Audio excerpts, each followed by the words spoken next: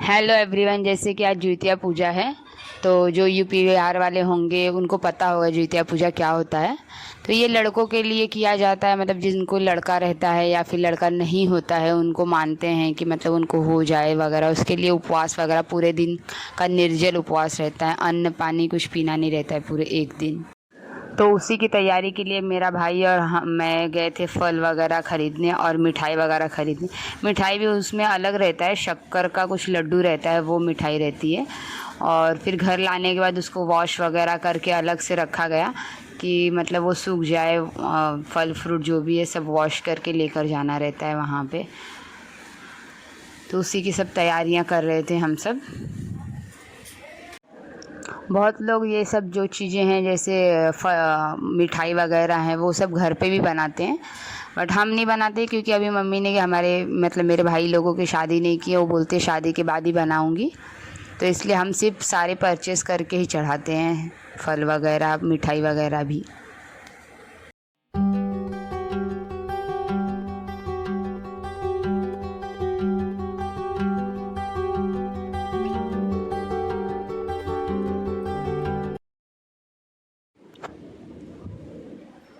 फल वगैरह धुलने के बाद फिर मम्मी को रेडी किया मैंने, और रंग वगैरह लगाया, उनको नेल पॉलिश वगैरह लगाया।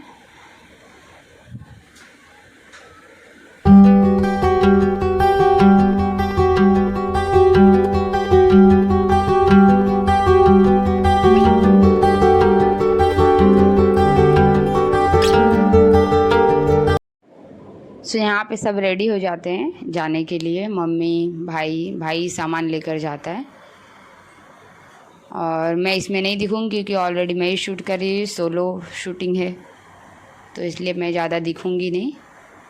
और यहाँ पे फिर चौल वाले को लोगों को भी बोला जाता है कि मतलब साथ में चलें। तो यहाँ पे मेरी दो ये छोटी भाभी हैं और ये बड़ी भाभी हैं, मतलब सामने रहती हैं, ऐसे कोई सगी नहीं है, चौल में रहती हैं इसलिए हम उनको भाभी वगैरह बोलते हैं। और ये उनके देवर हैं। तो यहाँ से सब लोग जाकर वहाँ पे तैयारी करते हैं। हम लोग एक्चुअली कहते थोड़ा लेट जाते हैं, लेकिन भाभी बहुत प्रेशर करती है, नहीं चलो नहीं चलो। तो वहाँ पे कोई भी नहीं आया रहता है, सिर्फ हम तीनों हमारे तीन ही फैमिली पहुँची रहती है वहाँ पे। वहाँ पे तैयारी भी करना रहता है, तो वहाँ पे मम्मी पानी वगैरह डाल के उसको शुद्ध करती है जगह को। और गाय के गोबर से वो बनाया जाता है गोट, मतलब उसके अंदर ही बैठना रहता है सबको। तो वो थोड़ा बड़ा सा बनाया जाता है, वो अंजलि बनाती है। और ये गाय के गोबर से ज्योतिया माँ को बनाया जाता है, मतलब अपने इससे कि एक आँख कान ऐसे सब थोड़ा बहुत बनाया जाता है। और एक पेड़ है, ये मुझे पेड़ का इसका नाम तो नहीं पता है, लेकिन ये एक पेड़ है और उसको बीच में लगाकर उस पर हार वगैरह चढ़ाया जाता है। तो यहाँ पे फाइनली सब औरतें आ जाती हैं, और धीरे धीरे और भी औरतें आती रहती हैं। और यहाँ शाम हो जाती है। एक्चुअली ये 2-3 घंटे की पूजा रहती है। हम करीबन 5-5:30 बजे गए रहते हैं और 8:30 बजे फिर घर आते हैं। तो वहाँ पे सब गाना वगैरह भी गाती हैं, कहानी वगैरह कहती हैं। तो कहानी एक औरत ने कहानी सुनाई और कुछ 5-6 गाने यहाँ पे ये आंटी एक कहानी सुना रही थी, उनके वॉइस आ नहीं रही थी क्योंकि ऑलरेडी वहाँ पे बहुत सारे शोर हो रहे थे।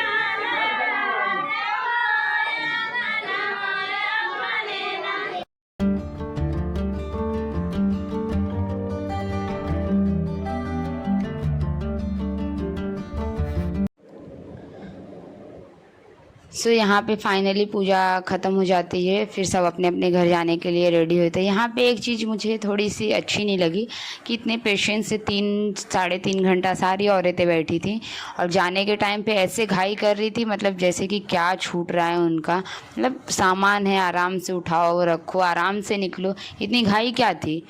तो यहाँ पे बहुत घाई करे तो मुझे अच्छा नहीं लगा बिल्कुल भी। फिर भी चलो कोई नहीं, सबके अपनी अपनी विचार होते हैं, सबके अपने अपने माइंड होते हैं। तो ये सब फिर करके हम सब घर के लिए निकलते हैं। और जहाँ तक यहाँ पे जैसे कि मैंने बताया था कि ये लड़कों के लिए पूजा होती है, जो जैसा मानता है, कोई भेदभाव नहीं रखता लड़के लड़कियों में, तो वो लड़कियों के लिए भी रख लेते हैं। तो ज़्यादातर जो है कि वो लड़कों के लिए ही होता है, एक मानना है कि लड़कों के लिए ही किया जाता है।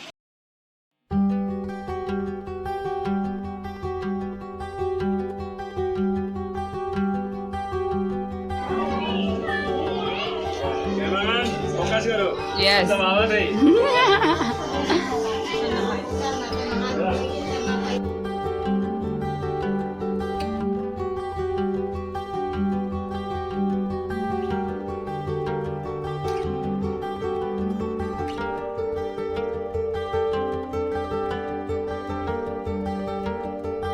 सो फाइनली हम पहुंच जाते हैं घर।